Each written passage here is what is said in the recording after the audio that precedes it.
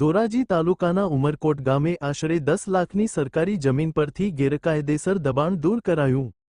Collector Shri Prabhav જોશીના આદેશથી Dhoraji તાલુકાના ઉમરકોટ ગામના સરકારી ખરાબાના સર્વે નંબર 10 પૈકી એક કે જે જમીન જંગલ ખાતાને ભાદર ઋણ 2માં જંગલ ખાતાની જમીન સંપાદન કરવામાં આવેલ તેની જગ્યાએ ફાળવવામાં આવેલ છે તે જમીનમાં 150 ચોમી ના 4 ગોડાઉનનું દબાણ દૂર કરવામાં આવેલ છે, જેની બજાર કિંમત અંદાજિત 10 લાખ રૂપિયા જણાય છે।